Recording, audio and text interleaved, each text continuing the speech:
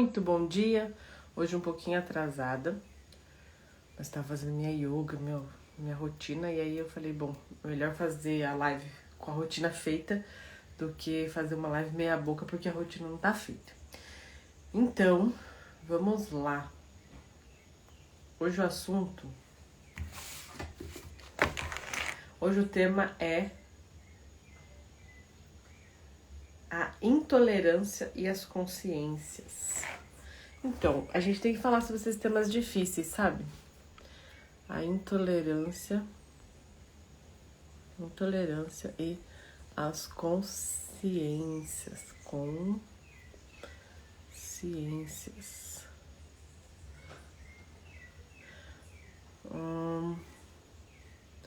Então vamos lá, minha gente. Fixar comentário. Ano que vem, né? Falta pouco pro ano que vem. E a gente não pode entrar o ano assim, até pode, claro, mas talvez fosse importante a gente olhar para o contexto que a gente está vivendo e conseguir fazer pequenas mudanças, assim, pequenas mudanças de consciência. E para fazer isso, a gente precisa primeiro tomar consciência das consciências. E é isso que a gente vai falar. Então, quando a gente pensa assim, que a gente tá olhando para um país e talvez seja só o meu olhar, mas você pode me dizer o que você pensa sobre isso. Eu percebo que a gente tá cada vez mais polarizando ideais, assim. Então, o que a gente mais vê são extremos indo para extremos. Então, o extremo do conservadorismo, o extremo da... vamos lá, né? O extremo do outro lado também, assim. Então, se a gente for pensar que a gente tá cada vez mais indo pros extremos, cada vez mais caminhando para esse lugar de polarização. E aí, então, qual que é o nosso papel, né? Se a gente pode, claro, assumir um lado da polarização, e isso também pode não ser um problema, mas a gente pode ir além disso. Então é sobre isso que a gente vai falar hoje. Então a primeira coisa que a gente tem que entender é que quando a gente fala de polarização, a gente está falando de grupos. E quando a gente fala de grupos, a gente está falando de sobrevivência. Esse é um assunto muito importante, inclusive nos próximos anos esse assunto vai ficar muito como tema, esse assunto de grupos de polarização. Por quê? Porque a gente tem o quê então? A gente tem o grupo que pensa desse jeito, o grupo que pensa do outro jeito. O grupo que de repente pensa mais que as coisas têm que ser livres e soltas, o outro grupo que quer manter as coisas conservadas e ali como sempre foram. Então a gente tem esses grupos. Os grupos, eles acabam de alguma forma se convertendo em política, assim. Então se a gente for pensar, os grupos eles acabam se dizendo, eu sou tal coisa, eu sou tal coisa. E aí os dois grupos ficam de alguma forma guerreando entre si. Então, quando a gente pensa em grupos, a gente está pensando em sobrevivência. Por quê? Olha só o que eu vou te contar agora. Quando a gente, no passado, muito passado, na era em que a gente só sobrevivia porque estava em grupo, pertencer a um grupo era uma questão de sobrevivência. Quando eu não pertenço a nenhum grupo, se eu tô lá atrás, né, lá bem no passado, se eu não pertenço a nenhum grupo, eu não sobrevivo. Se eu decido, então, que eu vou me diferenciar do meu grupo, porque eu tô achando que o meu grupo tá fazendo coisas que talvez não tá muito legal, eu decido que eu vou me diferenciar do meu grupo, vou fazer algo diferente do meu grupo. O que aconteceria lá no passado? Uma onça te comeria. Você ia morrer no primeiro passo que você desse pra longe do grupo. Então, o grupo, no passado, era uma questão de sobrevivência. Só que acontece aqui, a informação que a gente tem aqui dentro de nós é que ainda é uma questão de sobrevivência. Ainda é uma questão de sobrevivência. Então, quando a gente pensa em polarização, o que a gente tem é grupos de pessoas que querem sobreviver. Isso é instintivo. Por isso que quando a gente vai purificando esses instintos, a gente chega num lugar de uma consciência um pouco mais elevada. E não tô dizendo que quem tem essa consciência elevada é melhor do que as pessoas. Não, porque na verdade todo o tempo a gente tem que estar olhando para esse ser instintivo em nós que na verdade quer realmente exterminar o outro. E isso aqui é importante. Então, quando a gente fala da sobrevivência, a gente fala de uma sobrevivência instintiva, que é eu preciso viver, então eu preciso pertencer a esse grupo para viver. E no outro lado a gente tem a vontade de extermínio. Por quê? Porque quando eu faço parte de um grupo, eu tenho a sensação de instintivo, isso é instinto, tá? Isso é lá instintivo mesmo, é animal. Que se o outro sobrevive, eu vou morrer. Então eu quero extinguir o outro para que eu sobreviva. Clássico disso. Quando a gente vê um presidente que tomar uma facada e parte da população diz, deveria ter morrido, quero que extermine. Quando a gente vê um presidente que bate a cabeça e é operado na cabeça e parte da população diz, devia ter morrido, vontade de extermínio. Então é claro que é nítido que existe a vontade de extermínio quando a gente está falando de sobrevivência. E aí o que a gente tem então? A gente olha para as polarizações. E é natural que de repente você se veja de um lado, é natural isso. É natural que de repente você fale, nossa, eu tô achando que eu tô aqui nesse grupo. É super natural. Opa, tô achando que tô aqui nesse grupo. É completamente natural. O que eu tô trazendo aqui é justamente esse olhar para esses grupos para que a gente possa perceber. Tem uma percepção clara de que eu preciso sobreviver, mas ela é clara instintivamente, não é clara conscientemente. E tem também uma vontade de exterminar o outro. Certo? Então, isso a gente tem essa vontade tanto de sobreviver, porque é uma vontade instintiva, quanto de exterminar. Quando a gente olha para isso, então, como que a gente extermina o outro? Como que fica fácil de exterminar o outro? Então, tô lá, eu acreditando em A e B e C, e o outro grupo acreditando em D e F. Como que eu faço para exterminar o outro grupo sem precisar, sem ter nenhum peso na consciência? Né? Como que eu faço para dizer que é certo exterminar o outro? Ou seja, como que eu faço para dizer que é certo que um presidente morra, desejar que o presidente morra, sem me sentir culpado, no sentido de tô fazendo algo que sem pesar a minha consciência? Isso é uma questão de consciência. Se eu sou do grupo A e desejo a morte do grupo B, logo eu pareço bom pro grupo A. Isso é boa consciência. Ou seja, é o que explica, por exemplo, as guerras, é o que explica você matar em nome de Deus e dizer, matei porque o fulano não acredita no Deus que eu acredito. Logo, eu não peso a minha consciência de estar matando um ser humano. O que está acontecendo na verdade? Eu estou sendo bom pro meu grupo. Eu estou mantendo a sobrevivência do meu grupo se eu extermino o outro. Perceba que é instintivo. Perceba que é algo profundo. Perceba que não é uma conversa de uma consciência mais elevada. Ele é animal. Essa conversa é animal. É de fato instintiva, animal.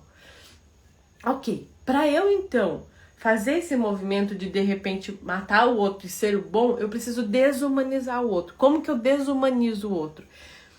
Eu generalizo. Então eu falo assim, os comunistas, os fascistas, os alguma coisa, os pobres, os ricos. Então eu ponho eles numa caixa inteira e digo assim, não tem mais indivíduo ali, não tem necessidade individual. Eu tenho que, na verdade, um grupo de pessoas que nem são pessoas, porque na verdade é algo que eu tenho que exterminar. Então eu desumanizo para poder exterminar. É o único jeito que eu consigo exterminar alguém.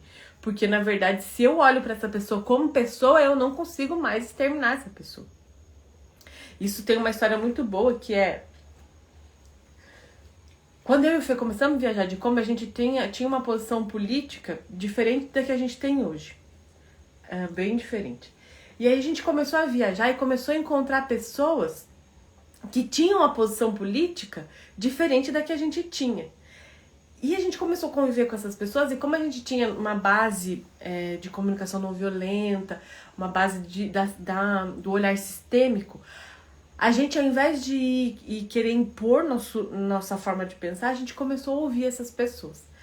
E então, muito lindamente, eu comecei a ver o quanto, quando a gente individualiza aquele ser humano que parecia fazer parte de um grupo, eu percebo que esse ser humano tem necessidades básicas que são exatamente iguais às minhas. E que a única coisa que difere é a gente estar escolhendo formas diferentes de atender essas necessidades. É a única coisa que difere. Então, por exemplo, enquanto que parte da população acredita que a gente tem que dar subsídio para pessoas que estão passando necessidade, porque parte da população acredita que essas pessoas precisam ter oportunidade com o dinheiro que o governo dá, então isso é uma forma de nutrir essa pessoa no começo para que ela possa ir além. Outra parte da população também acredita que as pessoas têm que ter oportunidade. Só que elas acreditam que tem que ter oportunidade, ao invés de ser a oportunidade que o governo dá de dar dinheiro, elas acreditam na oportunidade de trabalho, por isso elas apoiam mais o empreendedorismo, por exemplo. Então, no fundo, o que elas acham que tem que ter? Essa pessoa que tá lá mais no nível de sobrevivência precisa também ter oportunidade, tanto uma quanto outra. A única coisa é que uma parte acredita que tem que ser o governo que tem que dar esse dinheiro para essa pessoa começar. A outra parte acredita que o único jeito de começar é, por exemplo, dando um emprego para essa pessoa, e aí precisa dos empreendedores. Então a gente tem duas formas de pensar diferentes, mas querendo atender a mesma necessidade, dar oportunidade para as pessoas começarem a vida, certo? Então a gente começou a perceber que quando a gente conhecia a outra pessoa e tirava ela de um grupo, que é muito fácil chamar a pessoa de, sei lá, do fascista. É muito fácil eu generalizar isso ali, ou então dizer, os comunistas. E então eu generalizo todo mundo ali no pacote e não consigo individualizar as pessoas e perceber quais necessidades reais cada pessoa tem como ser humano. Então, a gente começou a conhecer essas pessoas e falar, caraca, essas pessoas têm as mesmas necessidades que a gente, só estão atendendo de forma diferente. Então, por exemplo, segurança. Todo mundo tem necessidade de segurança, de andar pela rua. Aqui em Florianópolis, a gente às vezes anda pela rua e de noite, assim, vê o povo mexendo no celular. Eu falo, gente... Porque quando eu andava em São Paulo, se eu pegava o celular na mão, alguém já gritava, olha o celular, cuidado do celular, guarda o celular, sabe? Aí você fala, caramba, todo mundo deveria poder viver essa sensação de poder pegar seu celular de noite na rua e olhar seu celular. Todo mundo poderia viver isso. E, na verdade, todo mundo quer isso. Ou seja, todo mundo quer essa sensação de segurança. Todo mundo quer sentir essa necessidade atendida. Qual necessidade? Ter a necessidade de segurança atendida. Como que é a estratégia? Cada um vai estar encontrando uma forma de estratégia. Só que a questão é, a gente se divide em grupos e como é uma questão de sobrevivência, fica mais fácil eu fazer parte desse grupo, o outro fazer parte do outro grupo, e então eu quero sobreviver e logo, por mais que seja difícil aceitar isso, eu quero exterminar o outro grupo. E na verdade é muito fácil de perceber que realmente tem uma vontade de extermínio aí. Quando eu desejo que o outro grupo morra, quando eu desejo que o outro grupo, que aconteça alguma coisa, que caia um raio na cabeça do outro grupo, isso já é um desejo de extermínio, mesmo que eu não esteja falando que eu vou matar o outro, né? Ok. Então, certo, a gente tá claro aqui então que quando a gente fala de grupos, a gente tá falando dessa separação de duas formas de pensar. Quando a gente tem então o grupo A, ele tem uma consciência, que é chamada de boa consciência, que é essa consciência do grupo, e que tudo que concorda com esse grupo, com aquilo que o grupo concorda, se torna bom. Então, se eu falo que eu desejo que caia um raio no presidente do outro grupo, eu pareço uma pessoa boa para esse grupo, mesmo que desejar a morte do outro não seja algo bom perante uma consciência maior, ok? Isso tem que ficar claro, que quando eu desejo a morte do outro, se você for pensar numa consciência ampla, maior, espiritual, não é legal. Mas, quando eu desejo a morte do outro e digo pro meu grupo aqui, nossa, bem que aquele presidente podia morrer, eu tô sendo uma boa pessoa. Então, você entende que quando um homem bomba, ele vai e se mata, e mata um monte de gente, no fundo, não tem consciência pesada ali. Não tem alguém que diz, fiz algo errado. Não tem, gente, não tem. A gente tem que entender que o que tem ali é alguém que é o herói. Você entende isso? Essa é a questão dos grupos. Quando alguém vira um homem-bomba, mesmo que a nossa percepção seja que loucura é essa que tá acontecendo? Que loucura é essa? Mas a verdade é que esse homem morre como herói. Um herói sacrificial. Então não tem um mal ali. Não tem um mal quando você tá fazendo algo que parece bom pro seu grupo. pro grupo que você diz fazer parte. Desejar o extermínio do outro, falar mal do outro, achar que o outro é burro. Nada disso é errado quando o que é esse comportamento que é exigido nessa consciência desse grupo aqui.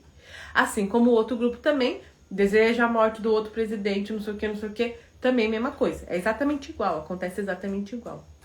Ok, então eu tenho duas partes que estão seguindo a consciência daquele grupo. Seguindo como? Dizendo aqui, só pode dizer aquilo que aquele grupo acha certo. Assim eu tenho uma boa consciência. O que significa isso? Olha que loucura isso que eu vou te dizer, mas significa consciência leve. Ou seja, quando um homem bomba mata um monte de gente, no fundo, ou seja, na consciência dele tá levíssima. Ele tá dizendo, eu fiz o certo. Mesmo que quando você olha de um modo espiritual mais elevado, você fala, você tá matando pessoas. Mas você entende que quando faz parte do grupo, isso é a boa consciência. É por isso que quando a gente começa a estudar um pouco mais da parte sistêmica, começa a compreender isso, todas as nossas ações, você tá o tempo todo se perguntando, pera, isso me deixa inocente no meu grupo ou isso me deixa culpada no meu grupo? Porque olha só o que eu vou te dizer, quando alguém começa a pensar diferente do grupo e começa a pensar, mas será que a gente tem que matar mesmo o outro? E o grupo acha que tem que matar. E aí você começa a questionar, será que eu tenho que matar mesmo? Você começa a se diferenciar do grupo. Quando você começa a se diferenciar do grupo, é culpa na certa que você vai sentir. A sua consciência vai se sentir culpada. Você vai estar de consciência pesada. Olha isso, esse é o perigo das consciências. Que é, quando você faz o certo pro grupo, você está de consciência leve, você é uma boa pessoa. Quando você faz aquilo que não é certo pro grupo, ou seja, quando você começa a questionar, será que eu deveria estar querendo matar o outro mesmo? Você passa, então, até a consciência pesada. Então, quando eu e o Fê lá, pensando de um jeito político A, e a gente encontra alguém que pensa de um jeito político B, e a gente resolve ouvir essa pessoa, ao invés de dizer, que coisa horrível, você não pode pensar assim, a primeira coisa que a gente sente é culpa. Acho que é errado dar moral pra essa pessoa. Acho que é errado ouvir essa pessoa com curiosidade, com uma curiosidade infantil, como se essa pessoa não tivesse nenhum lado partidário, nenhum pensamento político. Não é consciente, tá? Isso atua de forma inconsciente. O que atua de forma consciente? Essa vontade que a gente tem instigante de querer brigar com o outro. Essa vontade que a gente tem de querer exterminar o outro. Porque a gente tem que estar o tempo todo olhando pra isso, percebendo. Essa vontade tá dizendo da culpa que eu sinto quando eu tô fazendo diferente do meu grupo. Percebe onde que é profundo isso? E isso eu tô falando também de grupo familiar. Então é natural que todas as mulheres da minha família se separaram. Se você mantém um casamento, culpa, na certa que é culpa. Você tem que estar o tempo todo alerta nisso. Certo? Quando a gente então pensa nesse delírio que é coletivo, que são grupos, a gente pensa também que a individualidade acaba. Ou seja, a gente perde aquilo que é essencial, que é olhar o outro como pessoa. A gente perde poder ver que o outro tem uma necessidade real. E que esse outro que tem uma necessidade real pode ser atendido. Vou te dar um exemplo assim. Conheço um monte de mulheres que passaram por violência doméstica. Tem pessoas que falam, conheci um monte de mulheres que passaram por violência doméstica, por isso os homens têm que ser extintos. Você entende que quando a gente vai pro coletivo, a gente começa a querer resolver questões de forma nesse básico que é, preciso sobreviver, preciso terminar. Quando eu começo a olhar, quem é essa mulher? Qual é a dor dessa mulher? Como a gente pode olhar pra... Certo? Então, realmente, essa mulher foi machucada. Como a gente pode olhar para essa dor? Por isso que quando eu falo pra você, gente, eu não me intitulo feminista, não faço parte desse grupo. É por quê? Porque quando a gente começa a entrar nesse grupo, o que naturalmente a gente quer é morte aos homens. Por mais que não, nem é sempre assim, mas tem ali uma consciência desse grupo que o homem ele se torna ameaça. Então, basicamente, o que a gente precisa? Exterminar o outro. Quando eu paro e falo, não, pera, existem realmente mulheres que foram machucadas, mas vamos olhar para cada mulher e ver qual é a necessidade de cada uma e até perceber que essa mulher, no fundo, ela quer ainda ser feliz numa relação. Então, como a gente cuida disso? desse indivíduo. Porque se a gente perde o indivíduo, a gente entra na manada. E aí quando a gente entra na manada, a gente toma decisões pela consciência do grupo, não mais pela própria consciência. A gente entra nessas decisões do grupo. O grupo decidiu assim, e então tem que ser desse jeito. E aí se eu fizer diferente disso, culpada e morte a ela também, porque extermínio a quem pensa diferente do grupo. Percebe isso? Isso é muito forte. Então, qual que é o nosso papel? A gente precisa nos olhar como indivíduo, questionar sempre e olhar o outro como indivíduo também. Todo o tempo. Ok. Uma outra coisa que é importante. Quando a gente tá falando de consciência de grupo, sempre um grupo vai se sentir melhor que o outro grupo. Sempre. Isso é um fato. Quando a gente tá falando de grupo, qualquer coisa que você diga, não tem como para um grupo ele achar que ele é igual ao outro grupo. Tipo assim, se você falar assim, né? Olha, um grupo deseja a morte do outro grupo, o outro grupo deseja a morte do outro grupo. Ou seja, são iguais. Se você falar isso pra alguém que faz parte do grupo, ele vai falar, não. A nossa luta é muito mais válida. Eu sou muito melhor. O nosso grupo é muito melhor que o outro grupo. É sempre tem essa sensação de que eu preciso ser melhor que outro grupo. O meu grupo é melhor que outro grupo. E a verdade é que somos todos iguais. No fundinho, né?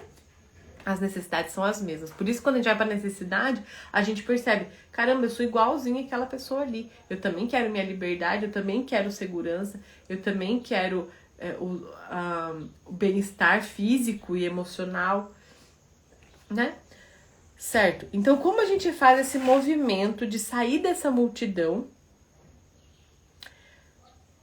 e voltar para a razão? Então, esse é um movimento, na verdade. Olha só. Quando a gente tem, então, um movimento, vamos dizer assim, o que a gente pode fazer? Vai que tá nas nossas mãos. A gente precisa sair desse movimento de escala emocional. E aí você pode ver isso muito forte, que é assim, ó. Quando a gente faz parte de um grupo, a gente também é muito emocionado. A gente realmente mata e morre por esse grupo. Então, se alguém fala algo diferente daquilo que você acredita, então, por exemplo, olha, talvez a decisão desse presidente nesse setor aqui não foi tão boa. Isso a gente tá usando razão, a gente tá percebendo, olha, a gente tem uma pessoa que é o presidente, que também foi presidente, isso não tô falando do presidente de agora, mas também, que de repente não tomou uma boa decisão nesse lugar aqui, nesse ponto. Quando a pessoa tá no grupo, ela tá tão emocionada que ela fala, não fala mal do meu presidente é maravilhoso, é a coisa mais linda do mundo, é o meu presidente. Então ela entra numa emoção que ela perde totalmente a razão. O que é a razão? É pensar, gente, como a gente pode resolver isso de fato, para que isso não se torne algo pior. E ninguém tá falando aqui de pegar o presidente e botar embaixo do braço. A gente tá falando de como a gente pode resolver isso sem precisar, claro, e eu nunca, de verdade, desejei morte de nenhum dos presidentes que passaram pelo Brasil, nenhum. Eu consigo respeitá-los com grandeza. De saber, eles estão numa posição que precisa ser respeitada. É o presidente, gente, pelo amor de Deus. Se a gente não conseguir respeitar os presidentes, a gente não tá respeitando, então quer dizer que a gente não respeita pai e mãe também. Então tem que ter, pra mim sempre tem que ter o respeito. Agora, conseguir separar a emoção desse lugar de o meu presidente do meu coração, não fale mal do meu presidentezinho, tudo bem, gente, tem algumas atitudes desse senhor que realmente não estão sendo coerentes com aquilo que ele tinha dito. Então, como a gente pode cuidar disso para que a gente possa olhar para isso de forma racional? Ou seja, eu saio do grupo do meu querido presidente e olho para isso de forma racional. O problema é que, quando eu olho para isso de forma racional, eu já tô traindo o grupo, percebe? Então, essa é a grande questão. É a gente conseguir fazer o movimento de sair dessa coisa passional mesmo, que chega a ser uma paixão, e ir para um movimento de razão, de pensar com a cabeça, de falar, opa, tem muita coisa que eu não concordo e tem coisa que foi muito boa. E eu consigo olhar para todos os nossos presidentes e dizer, olha, isso aqui foi muito bom, muito obrigado, isso aqui não foi legal.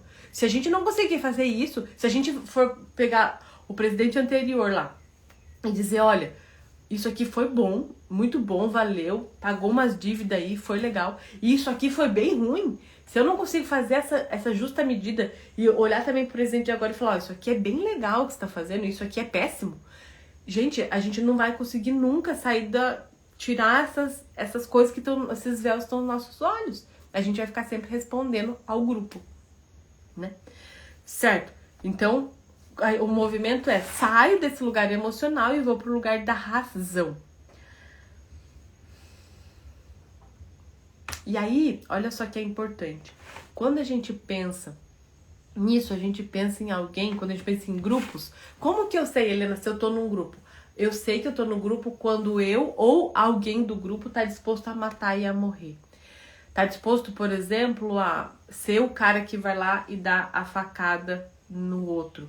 Tá disposto a ser o cara que se explode lá em Brasília. Você entende? Que as pessoas, quando elas estão nesse nível de sacrifício heróico, que é puramente sacrificial, gente, é um sacrifício, que é sacrifício no sentido bem de tá dando a vida ou tirando a vida, isso tem a ver com extinguir e ser extinto, sabe? Então, se eu tô nesse nível de conversa, é porque eu tô olhando para esse grupo que tá querendo sobreviver e exterminar o outro, né? Então a gente tem que saber que isso é um amor sacrificial. Isso é o mais profundo aqui. Que na verdade quem está se sacrificando, e às vezes a gente tem a tendência a achar que é doido, né? Ah, que doideira, é doido, é tudo doido. No fundo é um amor muito grande mesmo, assim. Um amor pelo grupo. Só que é um amor cego. É um amor que não tá vendo. Que não tá vendo que no final, quando a gente olha para essas guerras, o que a gente vai sempre ter é o fracasso, né? Quando a gente olha para essas guerras, o resultado é sempre o fracasso. Então, quando a gente tá disposto a matar e morrer por alguém, por um grupo, a gente não tá vendo que esse amor que a gente sente pelo grupo é um amor cego, né? Ok. Então, ok, se eu passo então a não fazer aquilo que o grupo espera que eu faça, ou seja, se eu passo a falar, não, eu não vou desejar a morte do presidente, eu não vou, isso não faz parte dos meus valores, eu não vou fazer isso. O que acontece comigo? Eu passo a ser criticada pelo grupo e agora a vontade de extermínio também se torna uma vontade de exterminar a mim. Porque o grupo agora tá falando, olha, ela virou um perigo, ela virou uma ameaça. E eu também sinto isso como uma ameaça. Ou seja, é preciso muita coragem para sair desse pensamento dessa consciência do grupo e ir para um pensamento mais individual e crítico, né? Certo. Então, me torna uma má pessoa pro grupo. Então aí, o que a gente vai trazer aqui? A gente vai trazer essa elevação da consciência. Então, enquanto eu tô na consciência de grupo, eu tô na consciência de grupo, né? Enquanto eu tô na consciência de grupo, eu tô na consciência de grupo. Ter uma nova percepção sobre pertencimento, buscar soluções reais e racionais. Isso é importante. Então, vamos lá, quero contar isso pra você.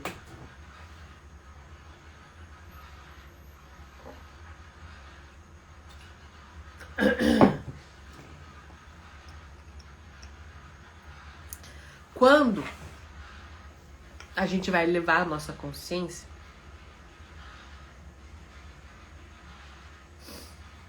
a gente vai ter também que ter uma nova percepção de pertencimento.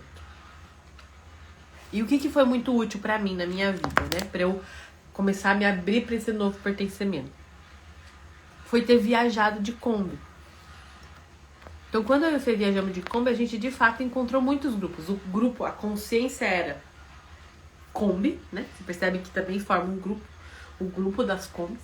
Só que dentro desse grupo das Kombis, dos motorhomes, né? Porque daí vira um grupo, daí de novo todo mundo pensa do mesmo jeito, todo mundo, e se você pensar diferente também, é tudo a mesma coisa, é tudo igual. Quando, dentro desse grupo, a sorte nossa, né? Foi que muitas pessoas pensavam de formas diferentes, pensando politicamente, culturalmente, era muita gente diferente. Então, do mesmo jeito que quem votava no presidente A queria sair de motorhome, quem vota no presidente B também queria sair de motorhome. Então, a gente se encontrava na estrada. Então, tinha desde os muito hippies até pessoas que eram empresárias que tinham deixado a empresa tocar lá, milionários, e estavam agora vivendo de motorhome. Entende o que aconteceu? Então, os hippies que muitas vezes nem queriam trabalhar, são tipo bem, ou às vezes até assim, os hippies que o trabalho deles é vender arte na praia, que é algo que tá bem distante do empresarião lá, e não é nem melhor nem pior, quero deixar isso bem claro aqui. Mas os hippies, que o trabalho deles era vender arte na praia, que tá bem distante do empresário milionário, que de repente faz uma peça de carro lá. Dessa vez, quando a gente olha para esse novo grupo que se forma, que é o grupo dos motorhomes, a gente cria então um novo grupo com pessoas muito diferentes. E aí foi muito legal ter essa experiência, porque aí então é verdade, eu conhecia pessoas que trabalhavam para comer assim, tipo, ó, vou vender minhas artes na praia para pagar meu almoço, e as pessoas milionárias que tinham um ônibus, assim, a gente conheceu um cara que tinha um ônibus, você entrava na casa dele, era a mansão do motorhome, a gente entrou na casa dele, era a mansão do motorhome. Então, você começa a perceber assim, caramba, agora eu tô conhecendo os dois lados do grupo, assim. E foi muito legal, porque daí eu pertencia, porque daí o grupo do motorhome fez a gente encontrar um pertencimento, só que era um novo pertencimento. E isso foi muito legal todo o tempo, assim. Isso foi, na verdade, o que mudou muito minha percepção sobre pertencer. Era sair de um lugar, me despedir daquele grupo, chegar num novo grupo. Muitas vezes a gente ficou viajando várias cidades, né? A gente viajou muito, as cidades do Nordeste, assim, e muitas formas de viagem. E aí chegava nesse novo grupo, vivia ali um pertencimento e pensava alguma coisa diferente, mas ao mesmo tempo de pensar diferente, ainda assim seguia pertencendo, porque tinha algo ali, né, que nos unia, uma colinha. E então isso foi muito legal, me fez expandir minha cabeça, fez eu olhar com novos olhos e perceber, nossa, a verdade é que existe um pertencimento maior. A verdade é que existe um pertencimento maior. Então a gente percebe que a gente não pertence a lugar nenhum, mas que a gente pertence ao todo, assim. Porque cada lugarzinho a gente vai encontrar o pertencimento. O que facilita na hora de conseguir tirar o óculos da ilusão da separação. Então, aliás, se eu puder dar uma dica, viaje mais, sabe? Viaje. Faça viagens que te tragam essa percepção cultural diferente, que você saia daquilo que parece certo e errado para você e para o seu clã, e então você conhece novas formas e parâmetros de certo e errado, né? E claro, não abrindo mão dos seus valores, porque os valores são um fundamento da gente, assim, mas sempre com curiosidade, com uma curiosidade aberta mesmo, de perceber, nossa, até essa pessoa que faz isso totalmente diferente de mim, ainda assim a gente consegue olhar uma nos olhos da outra e conversar. Então a gente individualiza o ser humano, não vira mais os grupos, né? Isso foi muito legal, na verdade foi uma experiência muito legal mesmo. Certo, meu estômago roncando aqui. Ouvir o diferente com ouvidos... E ouvir o diferente com ouvidos abertos. Então tem essa curiosidade, até infantil mesmo, de deixar que o outro seja o outro, sem precisar estar o tempo todo educando o outro, corrigindo o outro, falando o que o outro tinha que pensar de diferente. Se a gente consegue estar com os ouvidos abertos, olhos atentos, e ouvir o outro no que ele realmente tem para dizer, sem querer educá-lo, sem querer que ele seja diferente, sem querer que ele pense diferente, você vai realmente compreender que por trás daquilo que ele faz, da forma com que ele age, ele tem uma necessidade real, humana, e que você também tem. Então você vai perceber, caramba, somos iguais. Isso é o mais profundo do que eu aprendi, que é, somos iguais. Então, enquanto a gente foi viajando, percebendo, era tipo assim, antes eu pensava, essas pessoas que pensam desse jeito não tem coração, né? Era a minha forma de pensar antiga, assim. Então, meu passado era pessoas ricas, nossa, as pessoas ricas têm que ser extintas, né? Então, eu fui percebendo que, nossa, na verdade, são pessoas mais generosas que eu já conheci. Nossa, então a gente sai da nossa bolinha infantil e a gente vai pra realidade, que é, para de mentir pra si mesmo sobre as pessoas e realmente conhece a realidade. E as pessoas realmente são gentis, são acolhedoras, são amorosas. E aí você fala, nossa, na verdade, então eu tava mentindo pra mim mesma pra poder ter uma verdade ali forte. Porque, na verdade, o que a gente tem... Certo, então aí eu vou... Voltamos. Então, aqui eu vou ler essa parte da grande paz do livro Amor do Espírito, do Bert Hellinger, que é muito útil. Na verdade, eu vou ler alguns trechos. Então, o amor. Além dos conflitos que nascem em grande número da boa consciência e da vontade de sobrevivência, então falamos da boa consciência, que é acho que estou certo porque faço aquilo que o grupo precisa, e a vontade de sobrevivência é a gente precisa sobreviver, logo o outro tem que ser exterminado. Existe também entre os seres humanos um movimento para aproximar-se dos semelhantes. Então olha só que lindo isso. Enquanto que existe mesmo essa parte em que eu quero me separar e sobreviver, também existe dentro de nós um movimento de querer aproximar-se dos semelhantes, o anseio de ligação com eles, a curiosidade e o desejo de melhor conhecimento mútuo. Ou seja, no final eu sei que somos humanos e por ser humanos somos semelhantes. E por ser semelhantes eu quero me aproximar, eu tenho uma curiosidade genuína dentro de mim. Isso também é humano. Então essa dualidade humana é linda, ao mesmo tempo que sabe que tem que sobreviver. E muitas vezes para sobreviver tem que exterminar, também tem dentro de si uma vontade de se aproximar do que é diferente, de perceber, nossa, a gente é humano, então será que a gente pode ter algo em comum aqui, né? Perceber aquilo que é semelhante? Então tem essa vontade. Este movimento começa com o amor entre o homem e a mulher, quando provém de famílias diferentes. Por intermédio do novo casal, essas famílias se aproximam e formam um clã em cujas fronteiras reina a paz. Poxa, gente. Por isso que eu falo e insisto. O casamento, ele é o ponto inicial da paz no mundo. Ele é. Uma das possibilidades de paz no mundo é o casamento. Porque então a gente tem grupos que se separam e de repente tem duas pessoas que se casam, se apaixonam, se casam, se amam, mesmo que o pai e a mãe de um e o pai e a mãe de outro tenham percepções de realidade totalmente distintas. Então, ali naquele casamento, naquela união, a paz reina. Pô, que coisa mais linda, né? Que coisa mais linda. Aí, o que o casamento nos ensina então? Olha só, o casamento tem me ensinado muito sobre o quanto o outro é certo. Quando me casei com o Fê, eu tinha uma tendência a achar que o meu jeito era o certo. Então tudo em casa era do meu jeito. Tudo em casa era do meu jeito. A toalha era do meu jeito, a louça era do meu jeito. Tudo era do meu jeito. Talvez até as regras eram do meu jeito. E isso foi fazendo com que o outro não precisasse existir, né? Porque você entende que se tudo tem que ser do seu jeito na sua casa, então pra que você precisa do outro? O outro não precisa existir. Logo fica sozinho, é mais fácil, né?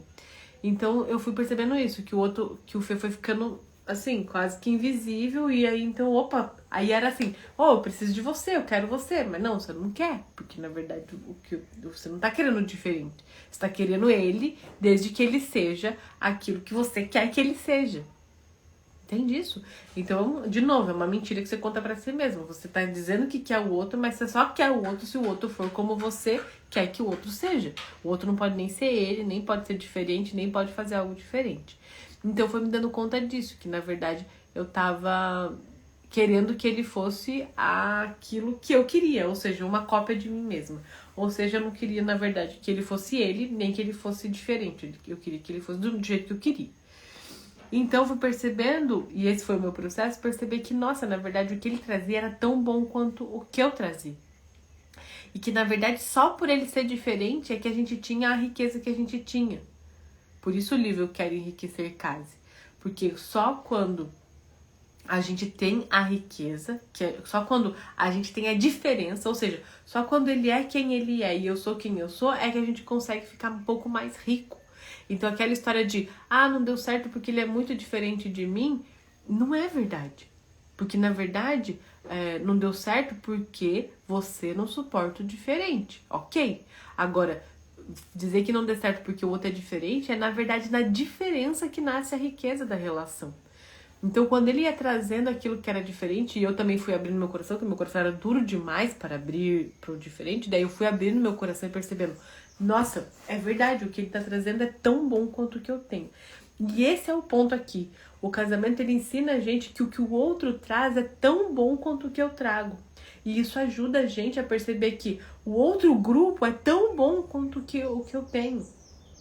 O outro grupo tem soluções tão boas quanto as que eu tenho. Então, quando eu começo a ficar um pouco irritada com algumas coisas, o Fê, ele é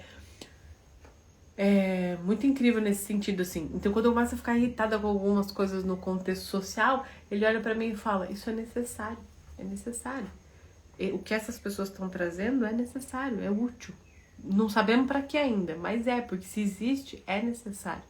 Então, o Fê faz eu amar aquilo que o outro traz de diferente, até de desconfortável. Ele me ensina isso todos os dias, assim. E é muito bom isso, ter essa percepção de que eu não preciso terminar o outro. Na verdade, eu posso aprender com o outro não precisa ser meu foco de extermínio. O outro pode me trazer algo muito bom. E sabe que no meu próprio casamento, muitas vezes, eu percebi que eu tava também. Isso é forte, tá? O que eu vou dizer agora. No casamento, muitas vezes, a gente também tem essa vontade de exterminar o outro. Sabe quando a gente pensa, ai, que vontade de esganar? Isso é vontade de extermínio. Então, por isso o casamento ele é tão lindo e tão útil. Porque a gente não vai exterminar o outro, porque a gente precisa do outro. Então, só no casamento a gente percebe isso claramente. Eu amo o outro e ao mesmo tempo quero exterminá-lo. E aí, então, eu vou deixando o amor falar mais alto, abrindo cada vez mais meu coração, deixando meu coração tirar esse gelo terrível que tem no coração, para que caiba esse amor enorme que eu tenho pelo diferente que o outro é. Poxa, que lindo, né? Certo, o outro não tem como... Ah, isso é importante também. Quando a gente casa e a gente começa a olhar bem pro outro, a gente começa a perceber, se a gente olhar bem, tá? Olhar com os olhos do coração, a gente começa a perceber que o outro não tem como ser diferente. O outro não tem como ser diferente. O contexto do outro, tudo aquilo que o outro viveu, a história ancestral que o outro traz, a gente entende que não tem como ser diferente. Então a gente para de querer que o outro seja diferente. Se o outro tivesse que ser exatamente como você é, ele teria que ter nascido exatamente na sua família. Então vocês seriam irmãos. Compreende isso? O outro, como nasceu na família dele, no contexto dele, com a ancestralidade dele, com a história de dor da família dele, ele é como é. Não tem como ser diferente. Quando você começa a perceber que o outro não pode ser diferente, não dá. Você para de exigir que o outro mude. Então você começa a amar aquilo que o outro tem pra dar da forma que é.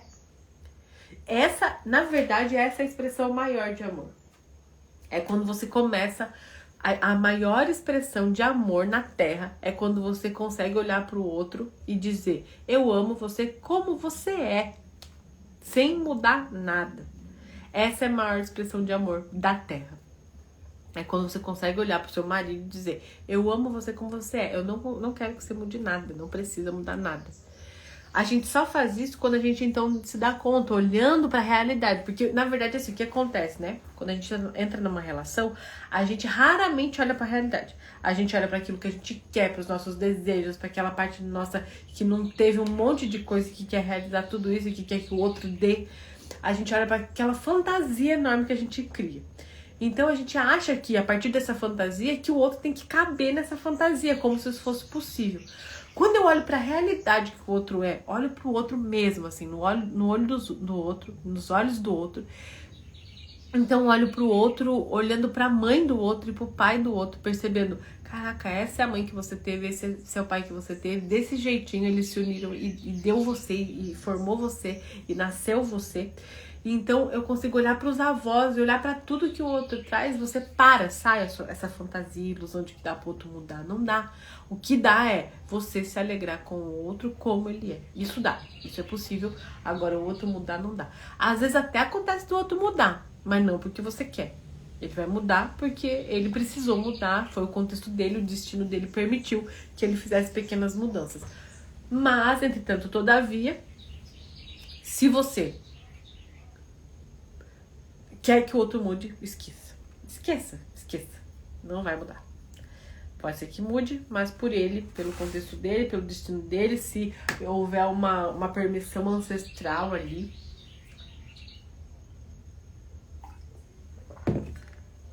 Certo?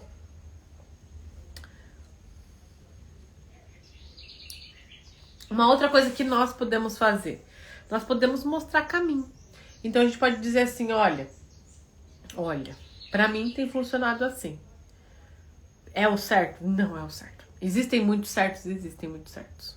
Existem. Tudo é certo. O que eu gosto de fazer muito bem? Sempre que alguém me diz assim, Helena, mas eu tenho mesmo que fazer isso? Só se pergunta assim, qual é o resultado que você tem tido?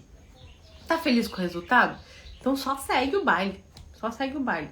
Não encana. Constelação familiar, estudo sistêmico, nada disso é pra você encanar que, então eu tenho que fazer isso porque a constelação falou que eu tenho. Não, é assim, o que eu preciso fazer, porque existem algumas questões, né? Então, por exemplo, preciso reconciliar com a minha mãe. Mas pera. Olha pro resultado que você tem tido na sua vida.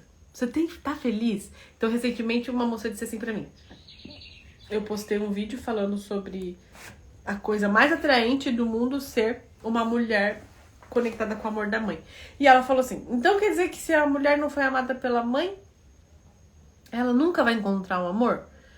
Então eu disse assim, não existe ninguém que não foi amado pela mãe. Não existe ninguém que não foi amado pela mãe. E então ela disse, mas eu não fui amada pela minha mãe. E aí então, e ela disse, né, eu não fui amada pela minha mãe. Minha mãe me abandonou.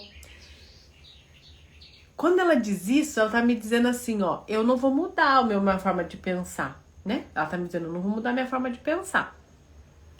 E ela acredita realmente que a mãe dela não amou ela e abandonou ela, certo?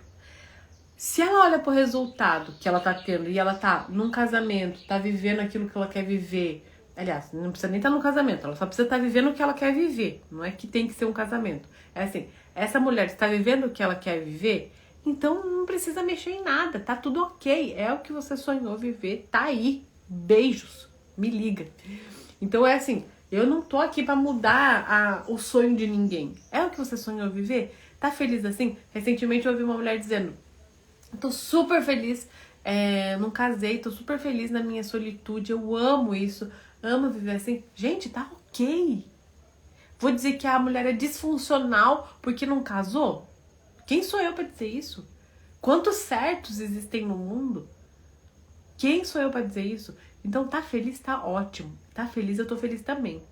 Acontece que muitas vezes a mulher tá me dizendo assim, eu queria tanto um amor, e ao mesmo tempo tá me dizendo, mas não vou acreditar que minha mãe me amou. Não quero contar essa historinha. Você entende que ela segue querendo fazer a mesma coisa, querendo um resultado diferente? Isso aqui não rola. Isso aqui não rola.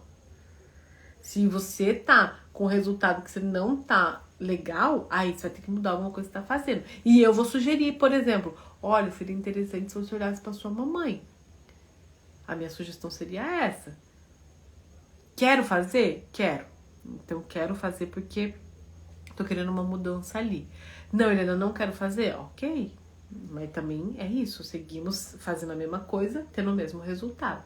Então o que a gente pode fazer? A gente pode dizer, olha, tem funcionado aqui. Então, Helena, me casar tem funcionado respeitar o meu marido exatamente como ele é. E não só respeitar no sentido de respeito, é perceber, tomar a grandeza que vem dele exatamente como ele é, sem querer mudá-lo. Enquanto eu quis mudá-lo, foi terrível, eu posso te contar isso. Que exigir que você haja como eu ajo seria demais, né? Seria eu achar que sou a dona da verdade. Posso te contar, olha, enquanto eu quis mudá-lo, o casamento ia à falência.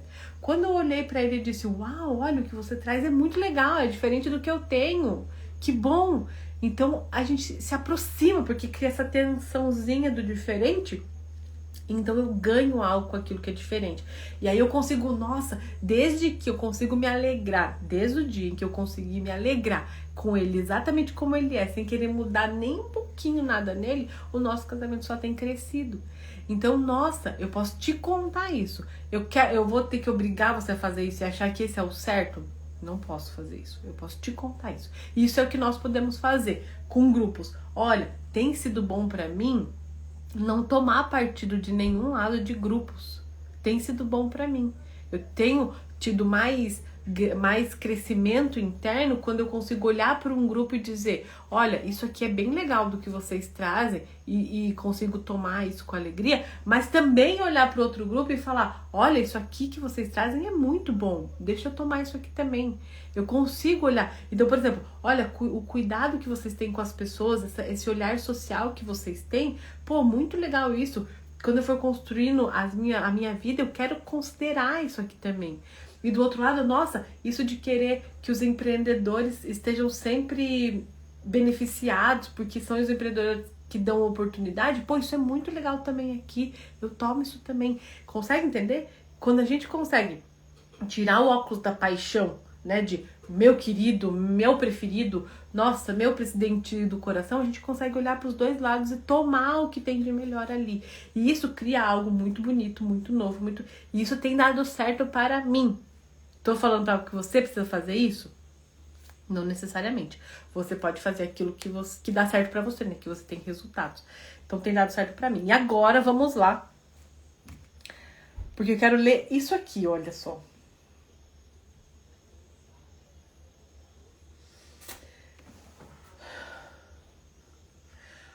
Como em outras coisas da vida, essa generalização não faz justiça à multiplicidade da realidade concreta. Então, o que é importante aqui? Você saber que quando eu generalizo alguém, seja chamando de comunista, seja chamando de fascista, quando eu generalizo alguém, eu não tô cuidando daquilo que é único da pessoa, que é múltiplo. Por quê? Porque quando eu olho para o indivíduo tem necessidades reais, né? Então eu não tô mais olhando para o grupo, porque o indivíduo se perde no grupo. Eu olho para a individualidade e a individualidade tem multiplicidade real e concreta. Também não se trata disso. Vistas do exterior, a guerra e a paz, em sua alternância, em sua dependência recíproca, aparecem como um destino inevitável. Então, às vezes, a gente não vai ter o que fazer, a não ser aceitar que às vezes vai ter guerra e paz. E continuarão a sê-lo, enquanto as conexões mais profundas entre guerra e paz, em essa parte aqui é importante. Essa guerra e a paz, elas vão continuar sendo um destino inevitável, enquanto as conexões mais profundas entre guerra e paz em nossa alma permanecem inconscientes e, portanto, indisponíveis para compreensões essenciais. Uma dessas compreensões é que todo grande conflito termina em fracasso. Isso é importante. Todo grande conflito termina em fracasso. Grupo A brigando com o grupo B vão fracassar. Por que forçosamente fracassa? Essa é uma pergunta que ele faz. Porque nega o que é evidente e porque projeta no exterior o que só pode ser resolvido na própria alma. Olha a grandeza disso. O que isso está querendo dizer? Que às vezes você tá odiando o grupo ao lado porque alguém do grupo ao lado, não alguém literal, mas porque esse grupo ao lado representa alguém excluído na sua alma. Olha como isso é forte. O que está querendo dizer é que a guerra e a paz, a gente só vai acabar com os conflitos e guerra e paz ser algo como um destino inevitável, se a gente conseguir olhar para a nossa alma e perceber que parte da minha alma está sendo excluída ali naquele grupo. Aí pesa, né? Então, por exemplo, tem a história do cara que meu professor Luiz Henrique, do Vida Mais Leve, contou. Eu gostaria de ser bem fiel à história, mas vou contar. Olha, que lindo. Meu professor maravilhoso. Acabou de aparecer meu pagamento aqui. Então, ele contou uma história de um homem que ele era muito, muito atrelado com a parte política de um lado, assim. Então, tudo era política, tudo era o presidente dele, tudo era não sei o que, ele era realmente fissurado. Quando ele foi trazer uma constelação, ele viu que ele estava conectado com um tio que foi vítima de tortura no passado aqui do Brasil, né? Então, o que ele tá contando pra gente? Ele tá contando pra gente que a raiva que ele tinha do outro lado, na verdade, era porque ele tava ainda sentindo a dor daquele que foi injustiçado no passado. Então, a gente vai ter que ter muita coragem pra olhar pra essas coisas, que é eu tô com alguma questão com aquele outro grupo, porque aquele outro grupo representa uma partezinha excluída da minha alma.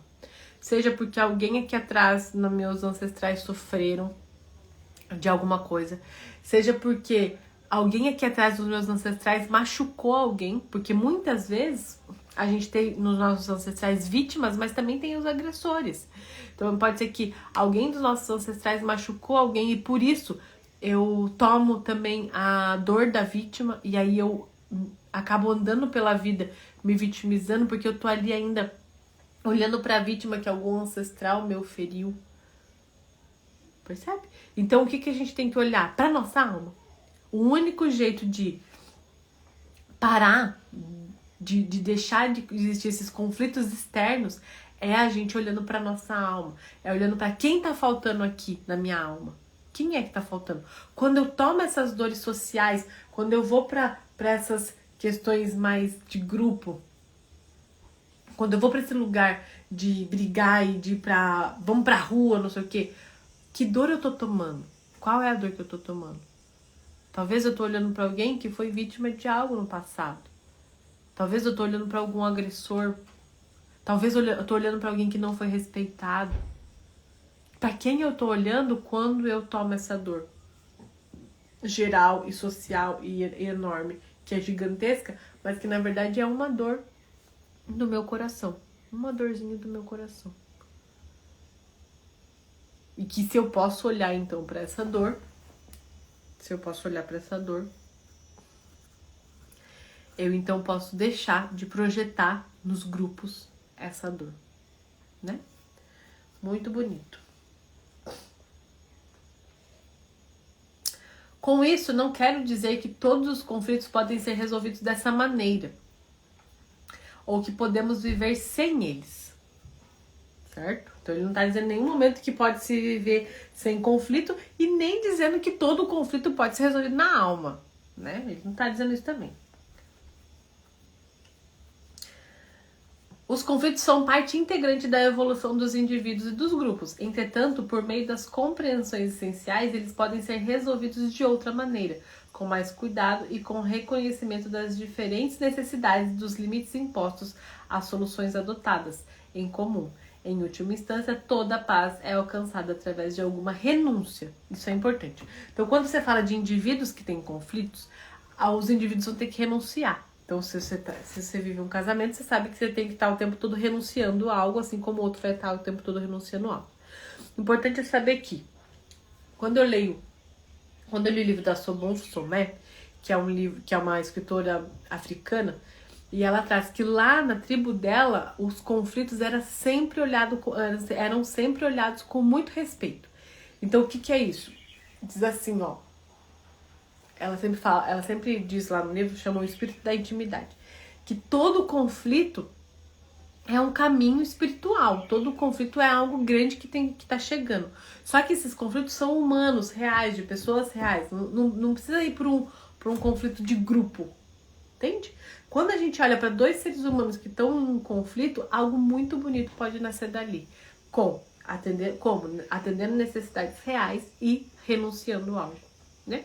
Temos um conflito, temos a possibilidade de atender necessidades e de renunciar questões. Certo? Aí é legal também ler só mais esse trechinho aqui, porque essas partes aqui eu tava lendo ontem. A paz interior. O indivíduo sente permanentemente em si o conflito entre diferentes emoções, necessidades e instintos. Embora importantes, eles só podem impor-se e alcançar suas metas à medida que se respeitarem e se compatibilizarem entre si. Nesse processo, eles ganham algo, mas também precisam renunciar a algo, pelo bem do todo maior. Então, ganhar algo e renunciar a algo, natural. Isso é negociação adulta, né? Onde eu ganho algo e renuncio a algo. Quando eu não quero renunciar a nada, eu ainda estou infantil. Nesse processo, eles ganham algo, mas também tá. Quando eles estão balanceados entre si, sentimos-nos bons e em paz. Mas quando estiverem em conflito, permanecendo indefinidos seus limites e suas possibilidades, sentimos-nos mal e eventualmente nervosos, estressados e doentes. A questão é, trata-se aqui de um conflito interno ou a internalização de um conflito externo? Trata-se da projeção externa de um conflito interno para esclarecer essa interação entre o exterior e o interior, retorna à imagem dos campos espirituais. A paz no campo espiritual pressupõe que todos os que integram, a paz num campo espiritual pressupõe que todos os que o integram sejam igualmente reconhecidos como tais.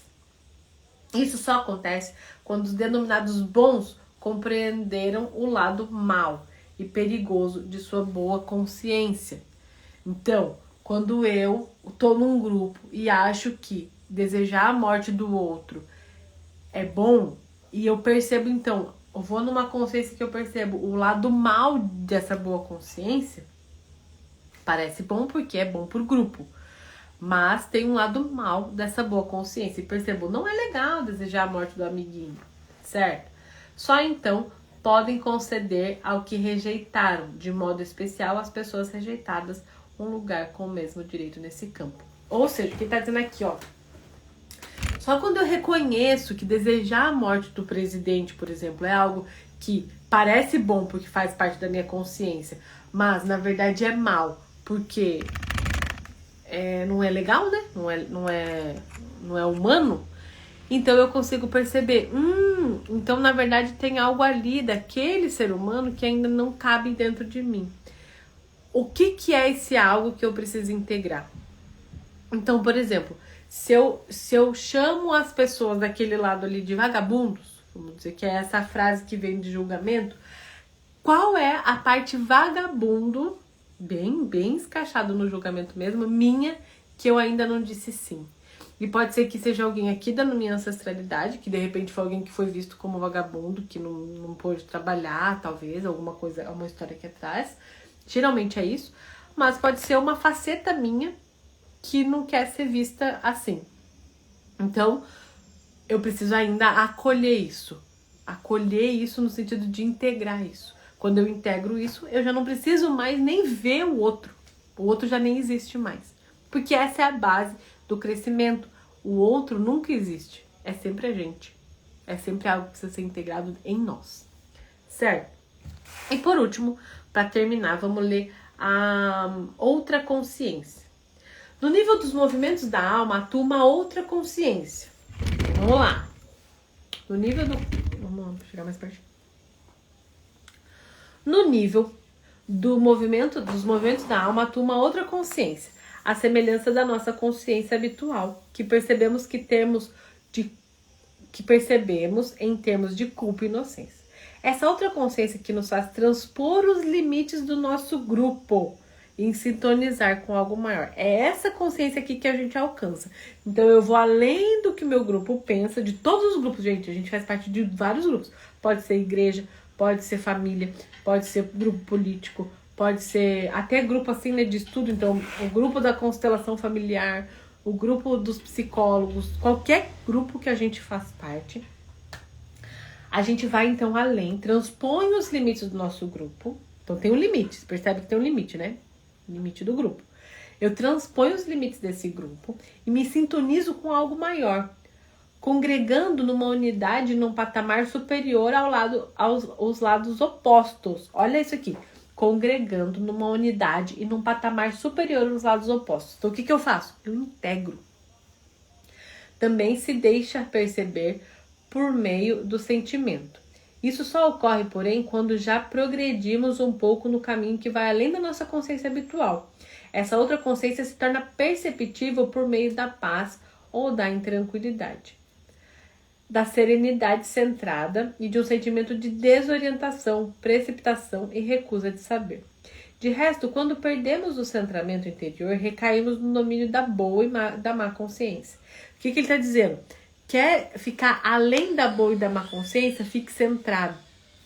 Quer ficar além da boa e da má consciência? Esteja conectado com algo superior, com o vazio.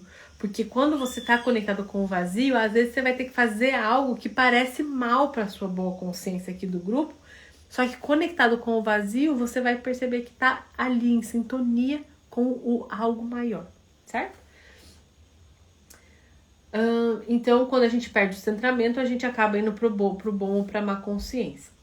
Na esfera da boa consciência, pelo contrário, uno-me um dos lados e estou em conflito com o outro, até a vontade de extermínio. Então, enquanto eu estou num dos lados dessa esfera, ou seja, enquanto eu ainda estou fazendo ali, tendo uma boa consciência e desejando a morte do outro, eu fico ainda de um lado. Ingressar na esfera dessa outra consciência significa, portanto, abandonar as imagens de inimizade. Poxa! Nesse nível continua havendo conflitos. Eles são inerentes ao crescimento e ao desenvolvimento, mas sem imagens de inimizade e sem a vontade de extermínio. E, sobretudo, sem exaltação e sem zelo. O que a gente está ouvindo aqui? Quando você consegue ouvir o amiguinho, discordar do amiguinho e concordar em discordar, ou seja, olha, nosso conflito aqui vai criar algo bom, vai criar algo novo, vai criar algo sadio. Então tá tudo bem se a gente discordar.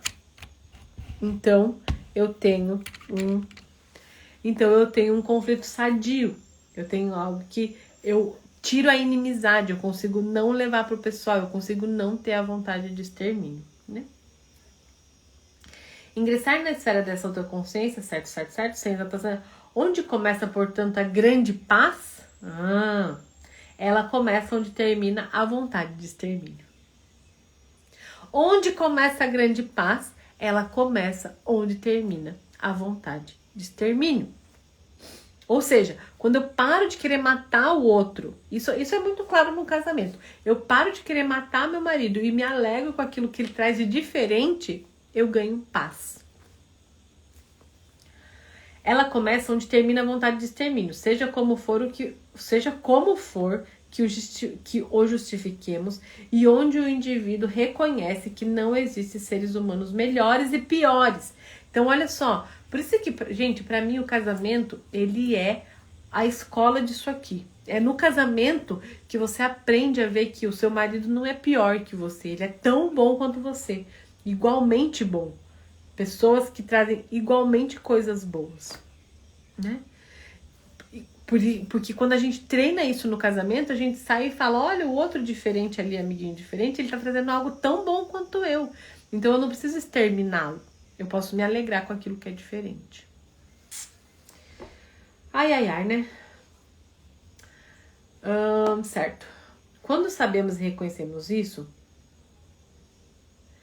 quando sabemos e reconhecemos, então, que todos somos iguais e que nenhum é melhor que ninguém, quando sabemos que nossa consciência tolhe a nossa liberdade, podemos nos aproximar uns dos outros sem arrogância. Respeitando os limites que nos são impostos, podemos olhar mais longe e ultrapassar a boa consciência anterior, para nos encontrarmos mutuamente em algo maior. Aí começa a grande paz. Porra! Quem que é isso? Bert Hellinger, olha, o filósofo, viu? Esse cara é um filósofo. Um filósofo.